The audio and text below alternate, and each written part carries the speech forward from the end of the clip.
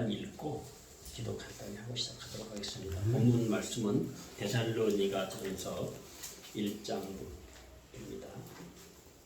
데살로니가전서 1장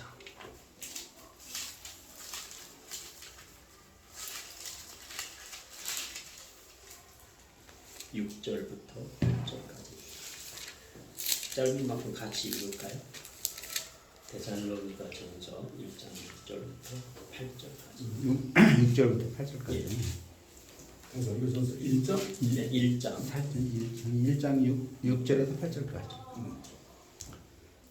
또 너희는 많은 환난 가운데서 성령의 기쁨으로 말씀을 받아 우리와 주를 본받은 자가 되었으니 그러므로 너희가 마게도냐와 아가야에 있는 모든 믿는 자의 본이 되었느니라.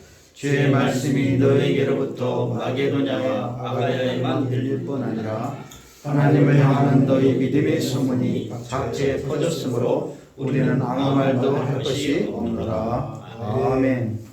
잠시 기도드리겠습니다. 하나님 아버지 감사합니다. 오늘 복된 성일을 맞이하여 예배를 마치고 또다시 철선교회에서 함께 영의 가족들과 함께 기도와 또 말씀을 나누고 찬양을 하고자 합니다. 시작하는 시간이 오늘 함께 하시고 그리고 우리 영의 가족들 머리 위에 그리고 가족들 가정과 그리고 하고자 하는 일들 위에 함께 하옵소서. 아멘. 우리 주의 종들 여정에도 항상 은혜를 더해 주옵소서. 그 모든 말씀 예수님 이름으로 기도합니다. 아멘. 오늘 데살로니가전서를 택한 이유도 사실 믿는 자의 본이 되자는 취지로 테마를 잡아봤습니다만 최근에 일련의 사건을 보면 참 안타까운 것들이 많더라. 특히 할로윈 사건을 계기로 우리 기독교 특히 우리 목회를 하시는 분들이 할 말을 하지 못했구나 하는 반성의 기도 될 것 같아서 요 데살로니가전서를 읽는 도중에 이런 얘기를 한번 해봤으면 좋겠다 하고 말씀에 감동이 돼서 전하고자 합니다. 본문은 다 아시다시피 그 데살로니가 그 초대 교인들에 대해서 우리 사도 바울이 그리스도를 본받아 살아가고 있는, 그래서 마게도냐나 아가야 지역은 물론이고 그 지역에 있는 모든 사람들에게 대해서 믿는 자의 본이 되었다고 칭찬하면서도 이 말씀을 2000년 후인 지금 우리가 돌이켜보면 우리가 과연 초대교회 첫사람의 그 은혜 가운데에서 제대로 사랑을 베푸고 살고 있는지 바른 말을 하고 있는지 이에 대해서 반성하는 계기가 되었습니다. 우리가 예수를 믿는 그리스도인들은 우리 예수님을 본받아 살아가야 한다고 쉽게 말하지만 그 초대교회 교인들이 당하는 그런 어려운 환경, 환란 속에서도 박해 속에서도 말씀대로 살아가기가 너무나 힘들었을 건데 과연 우리는 쉽게 예수님을 따라간다 하면서도 과연 우리가 예수님의 삶 그것을 따라가고 있는지 한 번쯤 짚어봐야 할 것 같습니다. 1973년도에 제가 중학교 2학년 때 같아요. 그때 빌리 그레엄 목사님이 여의도에서 그 부흥성회를 인도하실 때 그때 우리 기독교가 아마 크게 부흥이 있었던 것 같아요. 그때 당시에 천주교에서는 김수환 추기경 아주 현명하신 분인데 그분이 그 사제들을 모아놓고 그 얘기를 했답니다. 저렇게 개신교, 기독교는 부흥을 하는데 우리 가톨릭, 불교는 참 침체했다. 근데 세 가지를 강조하고자 한다. 첫 번째는 대국민 이미지. 우리가 가톨릭이 결코 구원이 없다는 것이 아니고 형식주의, 외식주의 빠지지 않고 우리가 구원을 진정하게 예수를 믿음으로써 구원에 이르는 우리 대국민 이미지를 개선해야 되겠다 하는 게 첫 번째인데요. 그리고 두 번째가 사제는 비록 숫자가 적더라도 진짜 올바른 제대로 된 사제를 길러야 됩니다. 그리고 세 번째는 젊은 세대를 전도를 해야 되겠다. 이 세 가지를 부르짖었답니다. 그때 당시에 우리 목사님들 우리 사회에서 바라보는 신임도 우리 목사님들에 대한 신뢰도는 3위 정도예요. 3위 1970년대. 근데 최근에 조사 결과에 가면 32권 밖으로 떨어졌다 하대요. 반면에 사제는 사제는 그 성당의 사제 분들은 지금 1등이랍니다. 그도 그럴 것이 지금 그 사제 한마디 한마디 말씀이 우리 목사님들 하는 말씀보다 더 많은 신뢰를 받고 있는 것 같아요.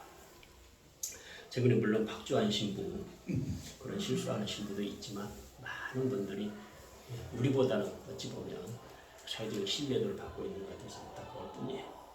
그때 당시에 김수환 추기경께서 했던 업적 중에 하나가 미사 중에 내 탓이오 내 탓이오 내 큰 탓이로소이다 이렇게 하면서 탄식했던 것, 이것들이 이제 우리가 개신교에서 해야 할 때가 아닌가 할 만큼 우리들이 조금 가다듬어야 할 때가 아닌가 싶어서 데살로니가 전서를 한번 택했습니다. 그 데살로니가 교인들은 환난 중에도 주의 말씀을 본받아서 주를 본받는 삶을 살았다고 합니다. 그들은 성령의 기쁨으로 말씀을 받아들인 것 같아요. 그들 시대에는 거짓 교사의 주장도 많았을 건데 그것들을 분별할 수 있는 영적인 눈에 일찍부터 떴던 것 같아요. 성령의 도움으로 복음을 제대로 알고 대처했던 게 아닌가 싶습니다. 사도 바울을 제대로 만난 거예요. 지도자를 제대로 만난 것이죠. 처음 믿는 그 순간부터 데살로니가 그 교인들은 아주 신실하게 그 말씀 하나하나를 받아들이고 말씀과 그리스도가 삶의 중심이 되었다고 합니다. 성령의 도우심으로 흔들리지 않는 그 믿음의 반석에 섰던 것이죠.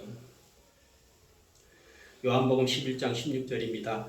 나사로가 죽었다는 소식을 듣고 나사로에게 예수님이 가자고 하십니다. 이미 예수님께서는 나사로가 병들었다는 소식을 들었으면서 바로 가지 아니하고 죽은 지 이틀이 돼서야 결국은 나사로를 보러 가자고 하십니다. 그런데 제자 중에 도마가 11장 16절입니다. 디두모라고 하는 도마가, 여기서 디두모는 쌍둥이라는 뜻인 말입니다. 쌍둥이인데 이 쌍둥이도 그 학자들마다 여러 가지 얘기를 하더군요. 디두모라고 하는 도마는 여기서 디두모는 아마 유다 예수님의 그 형제 그걸 의미하는 거 아니냐 하는 학자들도 있더군요. 그래서 예수님과 친형제라고 하는 유다를 의미한다고 하는 그런 얘기도 있던데, 어쨌든 도마가 다른 제자들에게 말하되 우리도 주와 함께 죽으러 가자, 이 말 생뚱맞은 말이 나와요. 그 함께 죽으러 가자고 하는 말이 나오는데 이 도마는 그때까지 육신으로 부활하는 그 예수님 그걸 믿지 못하는 그 믿음이 부족한 사람이었던 것 같아요. 이것이 곧 육신은 저주받은 것이고 영은 깨끗한데 육은 저주받은 것이라는 그런 그릇된 사고. 그래서 예수님도 가연설을 하나요? 예수님도 다른 사람의 몸을 빌려서 왔을 뿐이지 신이다 라고 했을 만큼 이런 영지주의 거짓 교사들이죠. 그 영지주의자들이 주장했던 그 시절이 아닌가. 그래서 우리 학자들은 영지주의는 2세기 초에 나왔다는 말인데 이미 1세기 때부터 요한복음이 기소될 그때 이미 영지주의의 뿌리가 자라고 있었다고 할 수 있을 것 같아요. 예수님은 우리의 죄를 대신하기 위해서 성육신하셨습니다. 누구의 몸을 빌린 것도 아닙니다. 성육신의 진정한 의미는 예수님께서 간접적이고 또 2차적인 어떤 인간의 몸을 빌려서 온 게 아니시고 직접적이고 적극적으로 우리한테 오셨어요. 인간으로 오셨어요. 그래서 우리 곁에 오셔서 우리의 그 성육신의 은혜를 우리에게 주시기 위해서 우리와 함께 사셨어요. 그 성육신의 의미를 훼손하는 이 영지주의. 이 영지주의는 그 후에 이단으로 되어 있습니다만 우리 성경 요한복음에도 그에 대해서 지적을 하고 있습니다. 예수님께서는 해당자의 딸을 살리시고 또 나사로를 살리신 다음에 반드시 말씀하셨어요. 육의 양식 먹을 것을 주라고. 이렇게 살아난 나사로나 그 딸에 대해서도 먹을 걸 주라고 말씀하셨어요. 이거는 육신의 부활을 전제로 한. 그래서 당신께서도 부활하실 때는 육신의 몸으로 부활하시는 걸 직접 보여주셨던 거예요. 이와 같이 성육신의 의미가 우리에게 깊은 은혜를 준 것임에도 불구하고 영지주의와 같은 그런 잘못된 거짓 교사들의 주장이 있었음에도 불구하고 데살로니가의 그 교인들은 이런 영적인 눈을 뜨고 분별할 줄 알았다는 거죠. 그래서 야고보서 3장 1절은 말합니다. 너희는 선생된 우리가 더 큰 심판을 받을 줄 알고 선생이 많이 되지 마라. 선생이 되려면 제대로 가르치라는 거죠. 제대로 가르치라는 것입니다.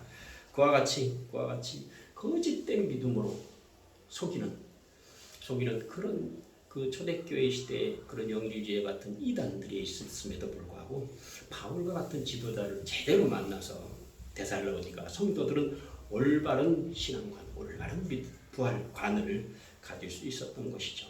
여기서 우리는 한번 짚고 넘어가는 것이 데살로니가전서 5장 21절입니다. 영과 혼과 몸이 우리 주 그리스도께서 다시 강림하실 때까지 흠없게 보존되어야 한다는 것이죠. 아주 중요한 말씀입니다. 시작하기 전에 이렇게 묵직한 얘기를 꺼낸 것은 이와 같이 육에 대해서 성육신의 의미를 훼손하는 그런 주장들이 최근에 많이 나옴에도 불구하고 우리가 너무 점잖게 그리고 조용히 있었지 않나 하는 생각 때문에 먼저 처음부터 거창하게 꺼냈습니다. 데살로니가 교인들은 이렇게 처음부터 신실한 믿음을 가지고 처음부터 제대로 된 복음을 믿고 알고 지켜왔던 사람입니다. 그리고 환난 중에서도 이런 믿음을 굳게 지켰던 사람들입니다. 우리에게 믿지 않는 사람들은 믿는 자에게는 고난이 없다고 생각을 하죠. 그래서 고난이 오면 쉽게 포기하고 달아나기도 합니다. 그러나 믿는 사람은 더 큰 영광을 바라고 시험을 이기고 고난을 극복해 가지요. 시험에는 두 가지가 있습니다. 야고보서 1장 2절에 너희가 시험을 당하거든 온전히 기쁘게 여기라. 이거는 하늘로부터 오는 시험입니다. 이런 시련에 대해서는 그저 순종하면 되는 것입니다. 그러나 이스라엘 백성들은 광야의 시험에서 실패했던 것이죠. 그래서 그들은 40년을 단련해야만 했습니다. 둘째 시험은 야고보서 1장 14절에 말씀하고 있습니다. 자기 욕심에 끌려서 미혹된 시험이죠. 이때는 자신이 죄를 깊이 뉘우치고 회개하는 것이 가장 지름길일 겁니다. 이와 같이 하늘에서 주는 시련도 있고 또 자기 욕심에 끌려서 당하는 고난도 있을 겁니다. 그렇지만 이러한 고난이 결코 헛된 것은 없습니다. 어떠한 고난도 의미가 무엇인지를 알 수 있도록 하나님께 지혜를 달라고 구하시기 바랍니다. 그러니까 우리에게 고난을 허락하시는 것 자체가 하나님의 본의는 아닐 것입니다. 그렇지만 사랑하는 만큼 고난을 통해서도 경고를 통해서 하나님께서 이끄시는 삶, 이것이 무엇인지를 빨리 알아차려야 한다고 생각합니다. 저 또한 이것을 몰랐습니다. 그 1차 고발당할 때는 이 순환이 뭔지를 몰랐는데 2차 고발당하고 미국에 있는 동안에는 저도 이제 뒤늦게 깨우쳤던 것 같아요. 기도하는 과정에서 예수님은 우리 어려운 고통 속에서도 항상 함께 하신다. 이것을 깊이 깨달았습니다. 그래서 고난 중에 하나님을 다시 찾을 수 있었다는 것, 그게 저에게는 큰 축복이고 은혜였던 것입니다. 초대 교회 당시에 이런 그 로마 시대의 이런 핍박, 그 환난, 이것을 겪어가면서도 우리 초대 교인들이 당차게 담대하게 극복할 수 있었던 것은 어려운 환경을 보지 않고 항상 우리 옆에서 돌보시는 하나님을 바라보았기 때문에 이겨낼 수 있었다고 생각이 됩니다.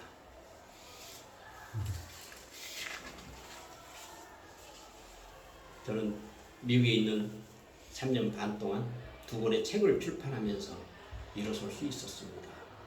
기도하면서 눈을 뜰 수 있었습니다. 깨달음으로 일어날 수 있었습니다. 저의 고통스러운 환경은 나에게 인내를 만들어 주었고요. 그리고 잠시 잊었던 하나님께 돌아올 수 있는 아주 커다란 영광의 기회가 되었습니다. 고통스러운 환경 중에서도 믿음과 결부시킬 때 하나님께서는 선으로 이루어 가실 줄을 믿었습니다. 때가 차면 어리석은 나를 통해서도 하나님께서 영광을 드러내실 줄 믿습니다. 아멘. 지난번에 이미 그 간증을 할 만큼 했기 때문에 뭐 많이 생략합니다만 아마 처음 듣는 분은 쉽게 이해하기 어렵겠죠. 어쨌거나 그 데살로니가에 있는 교인들은 환난 중에서도 그 로마의 그 핍박 가운데서도 순교함으로써 어려운 환경을 바라보지 않고 하늘나라만을 바라보면서 순교로서 순종함으로써 믿음의 본이 되었습니다. 믿는 자의 본이 된다는 삶이 어떤 삶일까요? 그러니까 믿는 자의 본이 된다는 것은 말씀과 그리스도가 우리의 삶 전체 중에 중심이 되는 삶을 말하는 것입니다. 예수님을 본받고 말씀을 따라 산다는 것은 예수님의 새 언약을 신뢰하고 그 말씀대로 살아간다는 의미입니다. 내 안에 오신 성령의 말씀대로 살아가는 삶입니다. 자기 중심의 삶이 아닌 하나님 중심의 삶을 살아간다는 의미입니다. 세상과 벗된 삶은 자기 중심의 삶입니다. 빌보서 3장 17절에서 21절은 그들의 신은 배요 그 영광은 저희의 부끄러움에 있고 땅의 일을 생각하는 자라라고 하고 있습니다. 세상과 벗된 삶을 하는 사람들은 그들의 욕심이 곧 그들의 신이 되는 것이고 그 욕심이 자랑이며 욕심만을 생각한다는 취지입니다. 성공해야 된다. 자식을 성공시켜야 된다. 재물을 얻는다. 명예를 갖는다. 권력을 갖는다 하는 것. 이 모든 것들이 그들의 신이 되고 그리고 중심이 되는 것입니다. 그들의 삶은 우리가 빌립보서 4장 4절에서 이야기합니다. 세상과 벗이 되고자 하는 자는 하나님과 원수되는 것이다. 십자가의 적이 된다는 것이죠. 그러나 우리는 예수님을 믿는 사람이기 때문에 성령의 말씀에 따라 순종하는 자이어야 합니다. 고린도후서 5장 17절은 말합니다. 그리스도 안에 있으면 새로운 피조물이라. 하나님이 내 삶의 중심이 되고 내 안에 오신 예수님께서 하시는 말씀에 따라서 순종하면서 살아가는 삶이 되는 것입니다. 하나님이 내 삶의 중심이 되면 내 안에 오신 성령의 말씀대로 살면 성령의 열매를 맺어갑니다. 갈라디아서 5장 22절에서 23절까지 말씀입니다. 나는 포도나무여 너희는 가지니 그가 내가 그 안에 거하면 열매를 맺나니 나를 떠나서는 너희가 아무것도 할 수 없느니라 고 하고 있습니다. 나를 떠나면 아무것도 할 수 없다고 하고 있습니다. 중국과 러시아가 최근에 러시아에 대해서도 이미 연합국 측, 연합국이라 해야 되는가요? 이 러시아에 대해서 이미 그 유럽 국가들은 그 러시아의 분할 계획까지도 논의하고 있답니다. 그만큼 러시아는 이제 나가는 거죠. 중국도 마찬가지 아니겠습니까? 뉴욕타임즈 같은 경우는 지난번에 땡큐 시진핑이라고 썼더라고요. 시진핑이 10년간 집권하는 동안에 그만큼 추락했다는 거예요. 앞으로 더 추락해 갈 것이라는 거죠. 어떻든 예수님을 떠나면, 하나님을 떠나면 그와 같이 힘든 아무것도 할 수 없는 상태가 되지 않나 싶습니다. 반면 예수님이 내 안에 거하면 너희가 많은 열매를 맺을 것이고 내 아버지께서 영광을 받을 것이요 너희는 내 제자가 된다고 하였습니다. 다 아시다시피 갈라디아서 5장 22절에서 말하는 성령의 열매는 사랑과 희락과 화평과 그리고 절제된 삶을 얘기하는 거죠. 저도 이게 준비하면서 처음 알았습니다. 성령의 열매의 시작은 사랑이고 마지막은 절제이더라고요. 절제. 지도자나 목자에게 필요한 것은 무엇보다도 사랑이 시작이고 그 다음에 마지막은 절제라는 걸 깨달았습니다. 저는 검사로서 생활하면서 아주 열심히 일단 법의 망에 걸린 사람은 무조건 구속하고 그래서 유죄를 받아내는 것이 지상 명령이었고 최대의 그 삶의 기준이었습니다. 관용할 줄 모르고 살았습니다. 사랑이 없었습니다. 분당 지역에 바다 모래 사건으로 지상의 아파트를 몇 동 헐어야 되는 그때 저는 우리 검찰청이 차를 몰고 가서 지하를 가스관을 팠습니다. 그랬더니 지하 간이 제대로 매설이 안 됐더라고요. 폴리에틸렌으로 피복을 한 강철관을 쓰게 돼 있는 외관, 인천 공급관에서 그다음에 아파트 저기 도로 밑에 외관 그리고 아파트 내관까지 모두 강철관을 써야 되는데 PVC관으로 했더라고요. PVC관은 이건 그 융착이 쉽고 핸들링이 쉬우니까 PVC관으로 그 매설하고 있었더라고요. 그래서 그걸 파서 그 지역에 가스공사 사장을 잡아왔어요. 그때 돈으로 몇백만 원 뇌물도 받았다고 해서 그랬더니 그 사건을 못하게 하더라고요. 사실은 공명심이죠. 그렇게 200만 원 노태우 정부 때 200만 원을 건설한다고 분당 지역에 아파트를 대규모로 지어가는데 골재가 떨어지니까 충분히 염분을 빼지 않는 바닷모래를 쓰다 보니까 이게 그 철근을 녹인다 해서 부실공사에서 몇 개 아파트를 헐어가는데 좋다 그러면 밑에 지하 가스관이라고 제대로 매설했겠냐 하고 제가 가서 팠으니 검사가 불난집에 부채질한 꼴이죠. 그래서 잡았어요. 현장은 잡았지만 그래서 도시가 가스공사 사장을 잡아와서 구속을 하려 했지만 못했어요.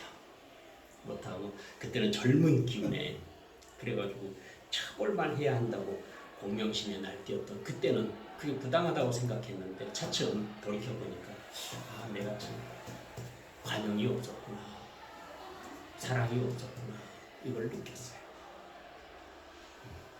공명심으로 내 안에 오는 내 안에서 그 성령의 목소리 사랑의 목소리 관용의 목소리 그거를 못 들었다고 지금은 많이 후회하고 있습니다. 물론 가스관이 부실하게 시공된 걸 발견하고 시정을 한 것은 옳은 일이었죠. 하지만 그것을 들춰내서 신문 지상을 통해서 그걸 드러내놓고 문제 삼으려고 했던 것은 저에게 절제가 없었다. 균형감이 없었다는 생각을 하게 됩니다. 잠언 22장 29절에는 얘기합니다. 네가 자기 일에 능숙한 사람을 보았느냐? 이러한 사람은 왕 앞에 설 것이요 천한 자 앞에 서지 아니하리라. 각 분야에서 열심히 하고 모든 능력을 발휘해서 하나님의 영광을 드러내는 길이 곧 천계의 사명일 수 있다는 생각을 했습니다. 자기 일에 능숙한 사람, 열심히 해서 실적을 올리는 것, 이것은 기독교인으로서 해야 할 일, 마땅한 일이라고 생각됩니다. 막스 베버가 그 가난한 나라, 부유한 나라, 그 다음에 종교에 따라서 분류를 해가지고 그거를 연구를 한 자료가 있는데 프로테스탄티즘, 그러니까 개신교, 기독교를 믿는 국가의 사람들이 잘 살다 전반적으로 이런 결론을 내면서 특히 벤자민 프랭클린을 아주 그 모범례로 들었어요. 그런데 그 벤자민 프랭클린처럼 사실 대통령 이외에는 다 해봤다 할 만큼 그렇게 자기 커리어를 잘하면서도 항상 하나님의 영광을 감사하고 또 기도했던 사람인데 최근에 이제 월드컵 시작하면 손흥민도 그렇다 하대요. 손흥민 선수도 기독교인이고 또 위험에 처할 때마다 기도하는 모습이 가끔 영상에 잡힌다 하대요. 그래서 손흥민도 위험에 처할 때마다 기도를 통해서 하나님의 영광을 드러내려고 하는 사람이다. 그러니까 어떤 분야이든 열심히 하면 그게 하나님의 영광을 받으신다고 하는데 이 절제, 저 같은 경우 절제가 참 모자랐던 것 같아요. 나무를 파는 사람은 그 나무 열매가 얼마나 단지를 그 열매를 이렇게 먹여보면서 그 나무를 판대요. 우리도 성령의 열매를 얼마나 잘 맺었는지 이것들을 알아보려면 어떻게 알아볼 수 있을까요? 저는 한 3가지 정도를 생각해 봤어요. 첫 번째는 외부에서 고난을 당할 때 그 고난을 당할 때 얼마나 하나님께 의지하는지 내가 인간을 찾아다니면서 국회의원을 찾아다니면서 문제를 해결해 보려 하지 않고 내가 오로지 하나님만을 믿고 하나님께 의지하면서 그 문제를 해결해 보려고 하는지 그게 첫 번째인 것 같고요. 두 번째 저는 아직도 아침에 눈을 못 뜹니다. 너무나 슬프고 절망 속에서 벌써 3년 6개월 4년이 다 돼가는데도 그리고 하나님께서 그렇게 옆에서 시퍼렇게 살아서 저한테 그렇게 많은 은혜와 축복을 주시면서도 불구하고 그걸 알고 있어요. 알고 있음에도 불구하고 어떤 때는 명예를 회복하기 위해서 상대방을 고소하기도 하고 소송을 제기하라는 그런 욕심도 일어날 때가 있습니다. 아직도 죄성이 몸에서 흘러나오는 것 같아요. 그래서 내가 내 명예를 회복해야 되겠다고 할 때 기도를 하면 성령의 불로 이 죄성, 이 욕심, 아직도 사회를 바라보는 그런 욕심을 태워주세요 하고 기도합니다. 내적 고난에 대해서 내적으로 그렇게 죄성이 흘러나올 때 제가 얼마나 탄식하고 기도하는지, 이것이 내 성령의 열매를 얼만큼 맺어가고 있는지 그에 대한 하나의 표지가 될 수 있겠다는 생각을 하고 있습니다. 아침마다 명예를 회복하자고 이렇게 가슴 속에서 울려 퍼질 때 이게 아니다 하면서 하나님 아버지 성령의 불로 태워주세요 하는 그런 탄식하면서 갈급한 심령을 드러내 보이는 것, 이것이 얼마나 성령의 열매를 맺어가는지 알게 되는 표적이 될 수도 있겠다는 생각해 봅니다. 세 번째는 내가 그나마 가지고 있는 삶, 가지고 있는 재물, 그리고 내가 받은 은혜에 감사를 얼마나 하고 있는지. 그래서 외적으로 고난을 당할 때 하나님께 얼마나 의지하는지.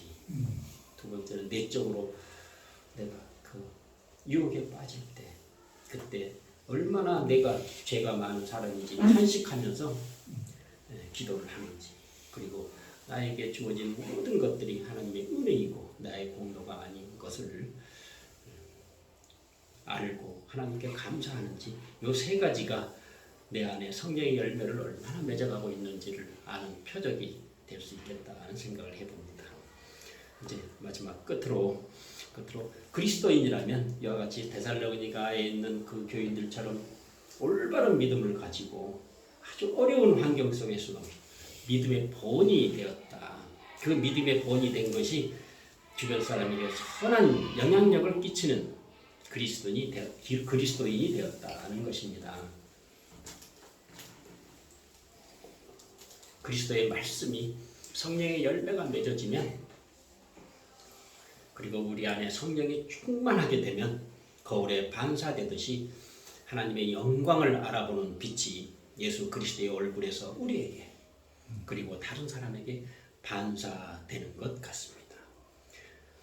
고린도후서 4장 13절입니다. 내가 믿었으므로 말하였다고 함과 같이 우리의 신앙을 입으로 고백하고 말씀대로 내가 살면 같은 방식으로 다른 사람을 예수님께로 초대하게 된다고 생각됩니다. 야고보서를 흔히 제2의 로마서라고 합니다. 야고보서 2장 17절입니다. 행함이 없는 믿음은 죽은 믿음입니다. 믿음이 그의 행함과 함께 일하고 행함으로 믿음이 온전하게 되었느니라 하고 얘기하고 있습니다. 믿음의 바로미터는 행함입니다. 믿음을 가지고 믿음대로 행함으로써 선한 행동을 함으로써 주위 사람들이 그 사람을 바라볼 때 그리스도를, 우리 예수님을 기억나게 하는 그러한 예수님의 그 빛을 반사하는 거울들이 되었으면 좋겠습니다. 그래서 우리 흔히 회복에서 부흥으로라고 외치는데, 저는 부흥에 그치지 않고 머물지 않고 부흥을 넘어서 영향으로, 반사로 이렇게 얘기를 하고 싶은데 아직 구체적인 용어는 발견하지 못했습니다. 회복은 리뎀션이라고 하나요? 리스토라고 해야 되나요? RE는 들어가죠. 그리고 부흥은 리뉴얼이죠. 리뉴얼. 그것도 RE가 들어가죠. 근데 부흥을 넘어서 이제는 영향으로 주변 사람들한테 선한 영향력을 미치는 그리스도인의 본 모습으로 돌아가자는 거죠. 그래서 영향 또는 반사, 리플렉스라고 써도 될까요? 그래서 리딤이나 리스토에서 리뉴얼로 그 다음에 리플렉트로 가야 되지 않을까 싶습니다. 이 말을 하고서 마감을 하고자 합니다. 그 2차 세계대전 중에 나치 정권의 수괴인 히틀러를 암살하겠다고 계획한 사람 디트리 본 헤퍼가 두 가지 얘기를 했더라고요. 그리스도인은 내 안에 오신 성령의 말씀을 듣기 위해서 잠잠함이 필요하답니다. 혼자 골방에 들어가서 조용히 하나님께 기도드릴 때 잠잠한 가운데서 내 안에 오신 성령 하나님께서 나에게 무슨 말을 하는지, 내가 어떤 삶을 살아야 되는지, 어떤 시각으로 오늘을 살아가야 되는지, 내가 무엇을 해야 되는지를 잠잠히 기도하면서 성령의 말씀을 들으면, 그래서 성령의 말씀에 응답이 오면 그대로 따라 사는 삶, 순종하는 삶이 필요하고요. 두 번째는 그 잠잠함은 성령대로 살지 않는 사람들에 대해서 과감히 담대하게 외칠 수 있는, 그래서 언제든지 깰 수 있는 침묵이 돼야 된다고. 그래서 본인은 그 많은 사람들을 탄압하는, 그 많은 사람들의 인권을 침해하는 히틀러를 향해서 암살 계획을 세우다가 대통령이 나서 그 세계대전 종말 한 달 전에 사형을 당했더라고요. 그래서 그와 같이 본헤퍼와 같이 그리스도인이라면 내 안에 오신 성령 하나님의 말씀을 들어가면서 그 말씀대로 살지 않는 것에 대해서 강하게 외칠 수 있는 담대함이 필요하지 않을까 싶습니다. 우리 20세기는 붉은 물결, 공산주의 세력에 대해서 우리가 대처해야 한다고 하지만 최근에 21세기는 무지개 물결, 이 무지개 물결은 저는 그렇게 봐요. 공산주의의 가장된 주의자들이다. 무지개 물결은 흔히 우리가 알듯이 이건 남색, 남창 이걸로 우리가 성경에 규정을 했지만 동성애입니다. 동성애. 그리고 운동권, 이들은 성을 공유하는 사람들이에요. 그러니까 성을 공유하고 그 다음에 그 동성애는 가정을 파괴하는 것 같아요. 우리가 가장 밑으로 생각하는 가정, 그 우리 생활의 기초가 되는 가정을 깨뜨리는 것이 곧 우리의 신앙, 교회 그 자체를 위협하는 세력이 될 것이고, 그리고 그러한 만큼 성경에 반하는 그러한 무지개 물결에 대해서는 우리가 과감히 외칠 수가 있어야 될 것 같아요. 근데 앞으로는 더 무서운 것들이 나오죠. 검은 물결이라는 이슬람 세력에 대해서도 우리가 과감히 대처하려면 우리 안에 오신 성령 하나님의 말씀을 듣고 과감히 그 부당하다고 대처할 수 있는, 표현을 할 수 있는 우리들이 되어야 되는 거 아닌가. 최근 할로윈 사건을 통해서 우리가 유족에 대해서 위로함을 가지면서도 왜 이런 사건이 일어났는지, 왜 우리는 그런 마귀 활동들, 사탄의 움직임에 대해서 조용히 침묵을 했었는지, 그걸 우리가 반성하는 계기가 됐으면 좋겠습니다.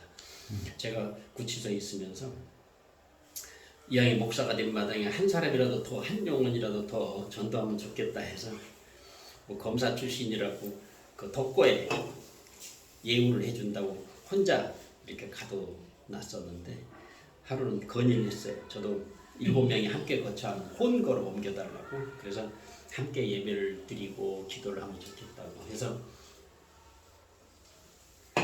혼거로 옮겼습니다. 이렇게 옮기자마자 젊은 친구들한테 가까이 가서 우리가 예수 믿자. 우리가 이제는 다시는 죄를 짓지 말아야 되지 않겠느냐고 하면서 걔네들 그 변론 요지서나 이런 것들을 써주면서까지 친절을 베풀면서 함께 예배를 하자고 했더니 잘 나가다가 어떤 한 젊은 친구가 저한테 그러더라고요. 너나 잘하세요. 너나 잘하세요. 이게 우리 기독교인들을 바라보는 일반 사람들의 시각이 아닌가 하는 생각을 하고 잠깐 충격을 먹었지만 이만큼 우리가 우리 기독교인들에 대한 냉소적인 태도, 이거를 아주 실감하는 계기가 되었습니다.